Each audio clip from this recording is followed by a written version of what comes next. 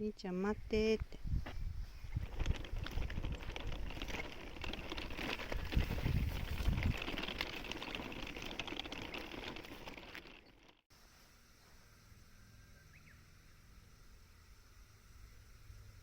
バイクの音がしたからね。びっくりしたね。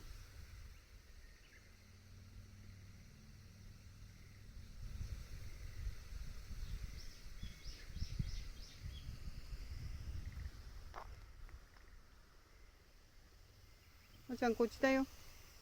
やだね、バイクの音がしてると。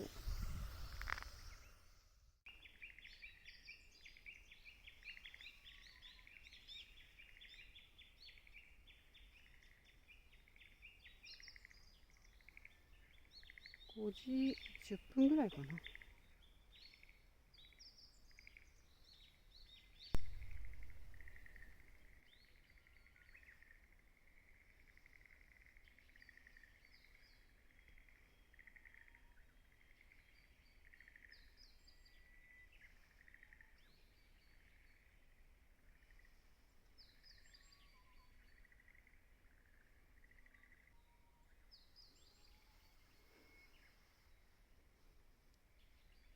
疲れちゃった？あーちゃん。あ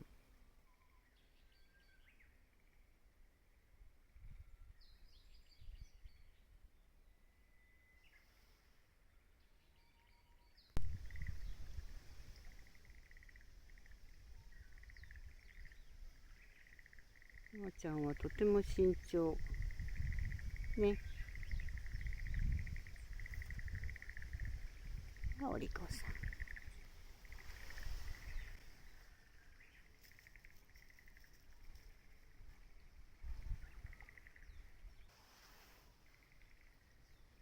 いける？先まで行ける？